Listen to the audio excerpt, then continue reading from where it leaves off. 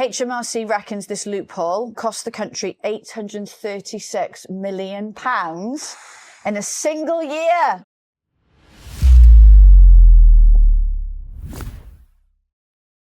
Are you feeling okay, Si?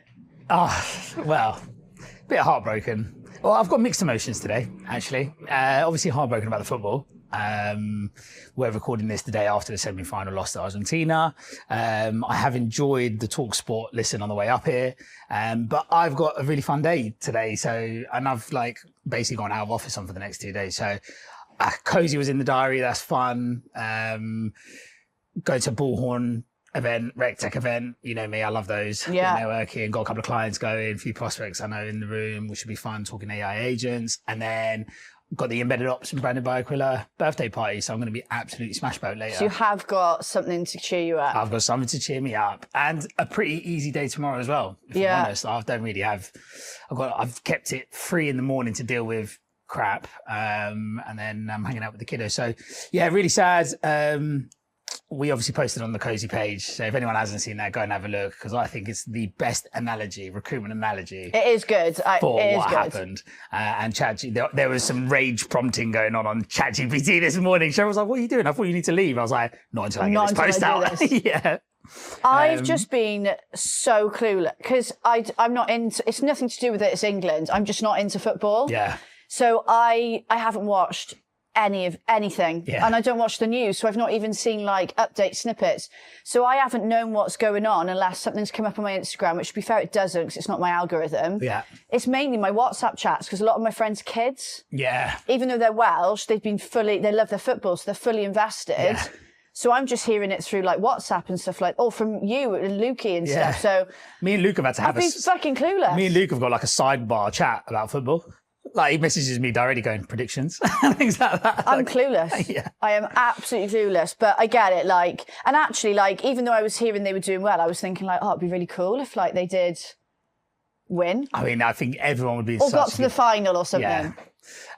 Liam, who's the videographer for Jade at Branded by Aquila, Jade sent me a voice note this morning, basically trying to work out what to wear. But she started it off by saying, I'm not into football. But Liam yesterday said in the office, double serious, this tonight could be the biggest day of my life so far.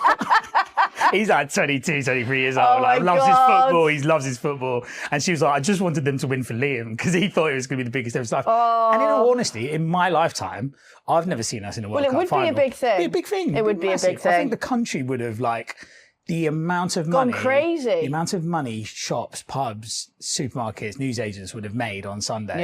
Had we got through, because they must be making a killing off it anyway, because how banging has the weather been? Yeah. Couple that with the football. Yeah. Everyone loves to drink with it. I mean, I'm in Wales, but honestly, everyone's been fully watching the games. Fully invested. Yeah, I mean, it's been a good World Cup as well. I think this has been a good advertisement for international football. There's been a lot of they've Americanized it a little bit. Before the game kicks off, right? Every time before the game kicks off and half time, the stadium announcer does a countdown. It's so wank. It's unbelievable. It's 10, 9. Oh, it's no. No, mate. Blow the whistle. Let's play. Yeah. It's what is this? So yeah, I'm actually glad it's going to be over, because life is busy, work is busy, and I have my Whoop recovery. I've only had 3 green recoveries this entire month. It's the 16th. Yeah. So I'm and we all know what state you were in last time we recorded. Yes, exactly. Although that episode actually was really good. Actually, yeah, I watched it back and I was like, to be fair, I was obviously at max capacity. If I hadn't have gone home yesterday, I'd probably been. I was getting there. Yeah. It's just the fucking travelling for me. This week, Monday, I worked from 7:30 till lunchtime. Grabbed my lunch, quickly got a gym session in, came back. I hadn't fucking packed, so I had 3 days worth of packing to do. I was rushing around the house, got in the car, where was I Monday night? Maidenhead. Tuesday, I'm coaching people all day in Maidenhead. Finish, get in the car, drive to Wolverhampton. Hotel, dinner with client, bed. Up next day, on site with said client. Full day, and I would have been coming straight to Swindon late in the evening, but luckily we finished early. I was like, I'm cancelling my hotel. I'm going home. Bang in. And for someone that travels a lot, you were randomly in the same beer garden as one of my clients. That is so weird. Do you know what? I felt like somebody was staring at me at one point. He's quite tall, older, white guy, blondish hair. They're my. Oh God, if he watches this, he might hear me say how old I think he is. I think he's probably like 40s. I think maybe mid to late 40s. And he was sitting outside. He's outside. Yeah. So their agency does sports recruitment. So they recruit for all the Premier League clubs and all the Saudi League clubs, all the Football Association, the Cricket Association, Welsh Rugby. They work with all the sports organisations. So he's on the road like all the time because it's all in-person stuff that he does. And I was with him on the Monday. And then he sent me a text message. He said, I think I've just seen your co-host in a hotel in Wolverhampton. I was like, probably. I was like, she's always travelling. Like, it's a fair bet you might see her in a beer garden or hotel garden or whatever it might be. So, yeah, that was funny though. Do you know what? Normally, I would have been in the room on my own, chilling. But I thought, be sociable. I'm in the same hotel as the client. But it was fucking lovely weather, so we sat outside. Yeah, why wouldn't you? Nice. But... I know we've both got you've got some juicy stuff today. I've got some good stuff. I'm looking forward to it. Shall we get cracking? Let's go. Just looked at the timer and thought we need to shut the fuck up and get started. 6 minutes. Do you want to go first with a post? Yeah. My post is actually it's a different flavour this week. So, and actually, weirdly enough, I was with this guy yesterday. Okay. So the post, but I'd saved it. I saw it and I saved it. Didn't even clock who it was. I just saw the post. I was like, oh, that's good. I'll save that. And then I was with him later and then I was like, oh my God, it was your post that I've saved. And I told him it's going on KOSI. Oh, cool. But, so we don't have to blank his name out then, we don't have to blank his name out at all. So this is Sam Slade, who is the... Recognise that name. CRO. He's quite good at his content. He's the CRO, Chief Revenue Officer at River AI, which used to be called Hinterview. We know Hinterview. Oh, yeah. Sorry, I know who you're about. Slade. Yes, yeah. So Sam Slade, obviously they were our season 1 sponsors. That's why I know the name. They were hosting like a launch drink thing yesterday, which I popped my head into before heading home to watch football. And it's about 3 letters in recruitment that come up all the time. And I think they split opinion. Those 3 letters are PSL.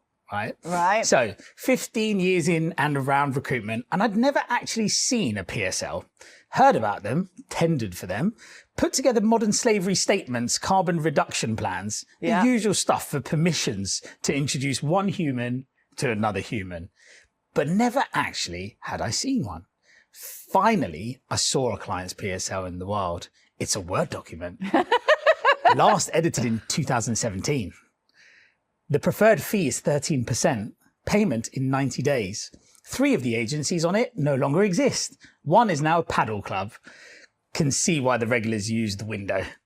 And I really, really, really liked it because PSLs don't get talked about enough on LinkedIn. You get some folks that talk about handling that as an objection. But actually, if you think about what a PSL actually is, it's just a flipping Word doc that someone put together and said, oh, we'd like to work at these terms. This is what we want to pay people. This is who we're going to use. Yeah, it's just boundaries. It's just like, but do you know what? I've had this thought recently because I've had a lot of dealings more so now with like neutral vendors, managed service providers. Yeah.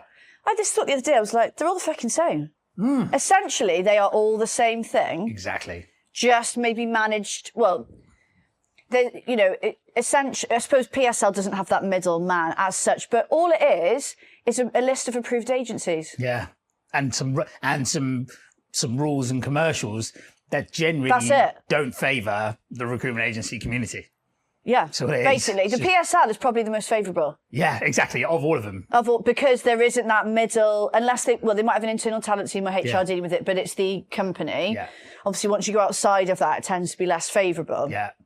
But I thought the other day, I was like, they're all the fucking same. They're all the same. And I don't know why I've decided to say exactly like you, but it's mirroring. Quite a nice stretch.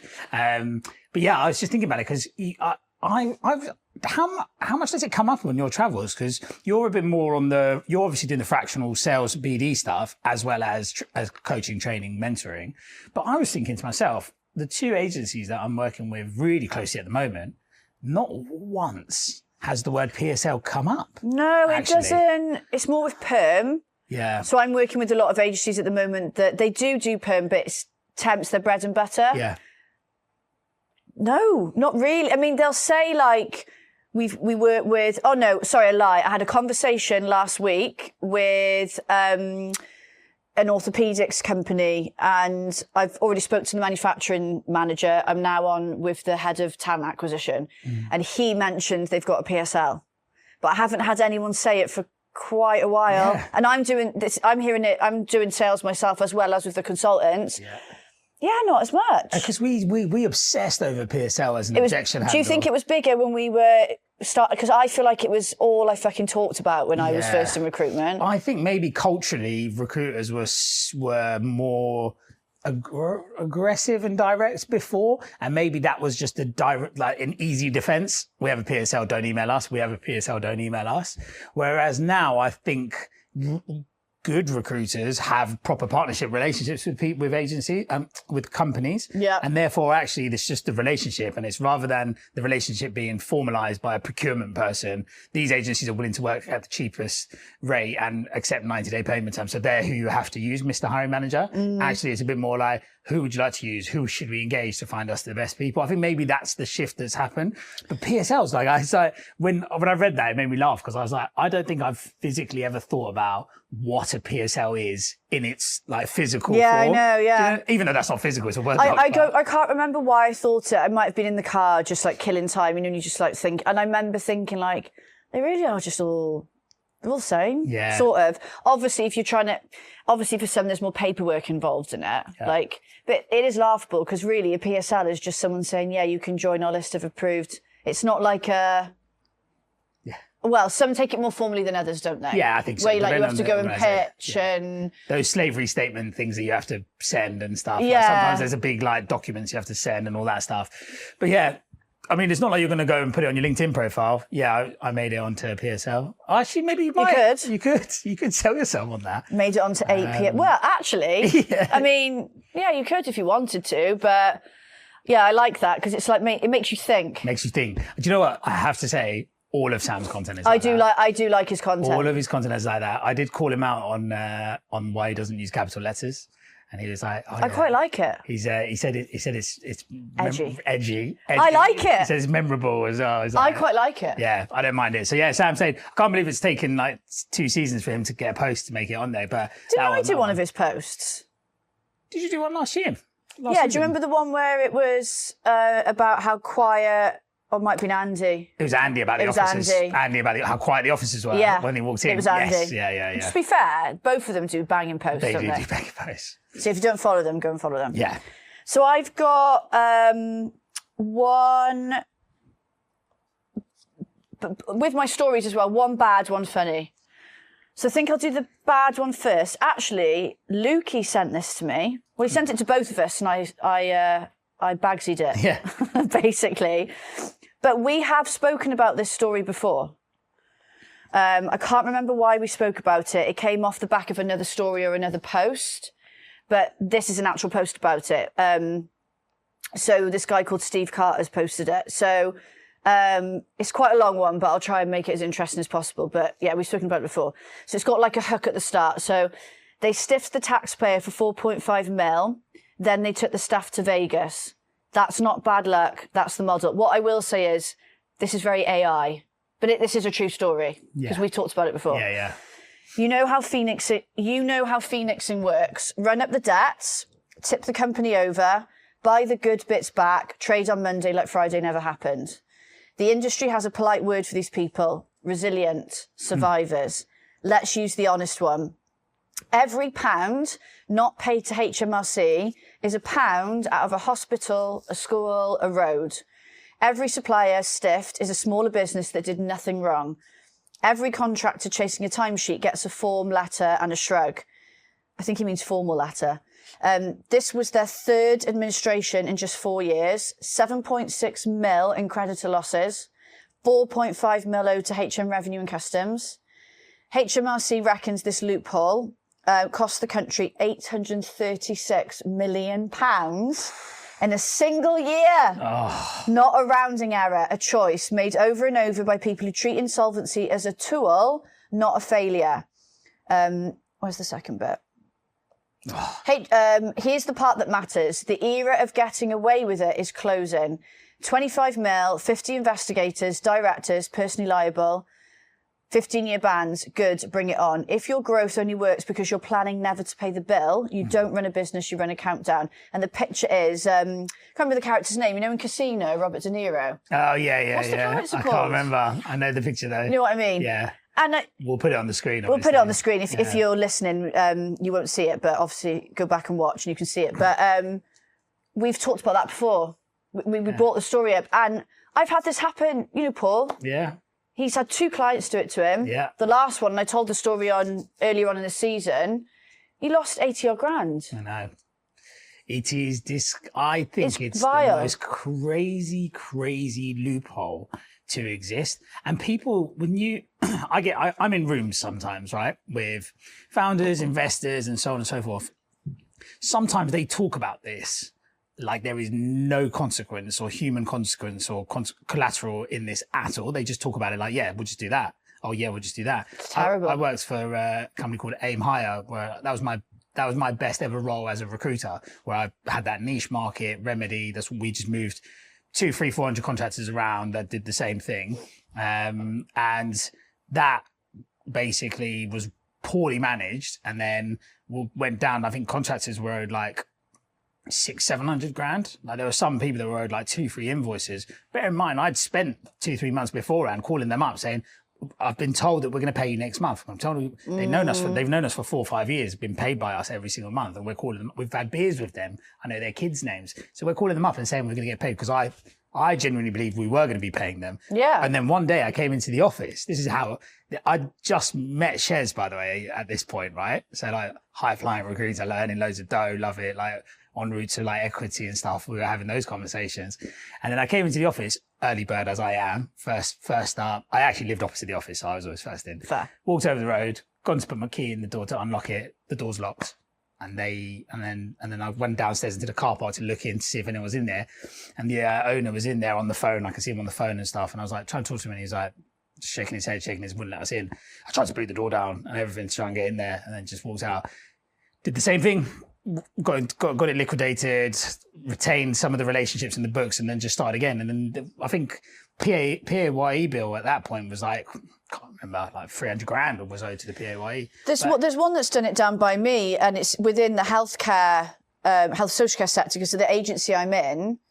You know, so they've had clients or councils ring and saying, can you help us because so-and-so's not, whatever, I can't remember how they worded it. And we've looked on Companies House, and they're, what's the term? They'd be down as... administration. Yeah. But then they've opened up something else. And it's like, what I like about the post is the point around it affects the smaller businesses underneath. Yes. Yeah. And then they can go under. Exactly.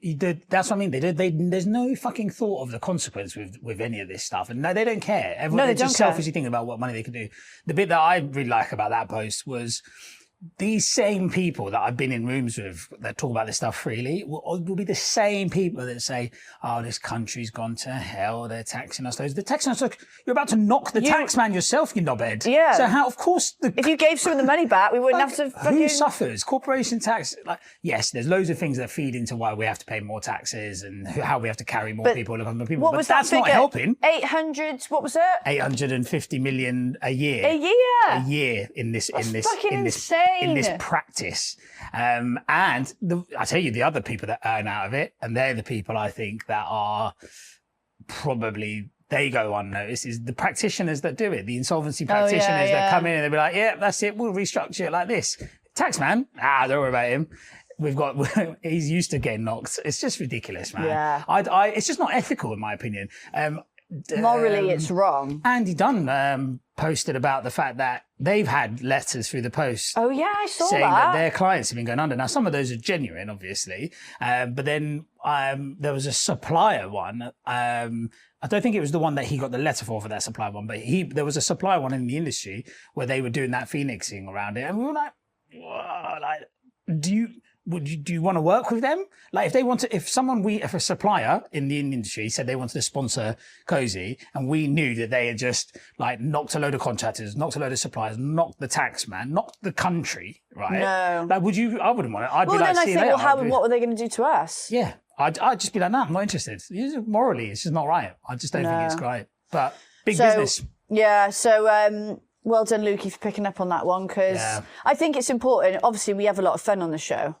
Talk about funny things, take the piss out of things. Yeah. But sometimes it's important to bring up the shady shit. Yeah. I think, call it out.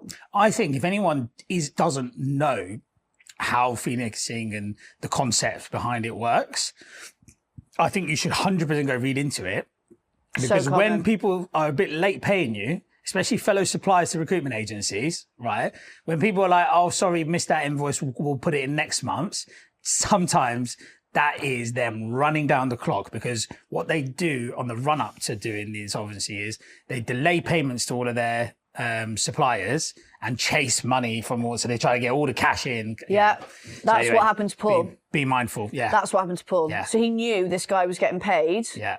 A substantial amount and could easily pay him back. Yeah.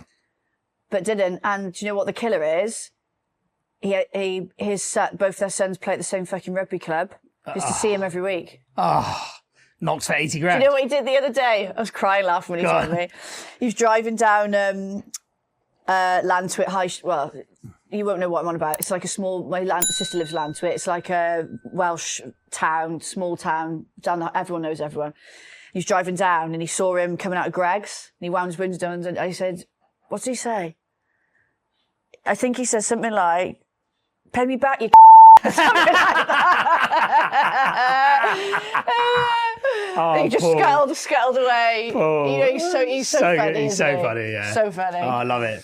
Yeah. Oh, no, it's you now, isn't it? A very serious topic. It does, if you've not been impacted by it, great, but it is worth reading up about it. You should learn about it. This is why I get payment up front. Yeah, I've started doing that because you do it, if I'm honest. We must shout out one of our sponsors, Shazamme. Shazamme, best known for creating recruitment websites that you can deliver an optimized experience for candidates. But that's not all. They now have 3 or 4 new products that they've launched. So if you haven't spoken to Shazamme in 2026, then you might as well have not spoken to them at all. So if you get a second, go check them out. We've got a referencing tool, and my personal favorite is the automation product for marketing and internal ops. Check it out.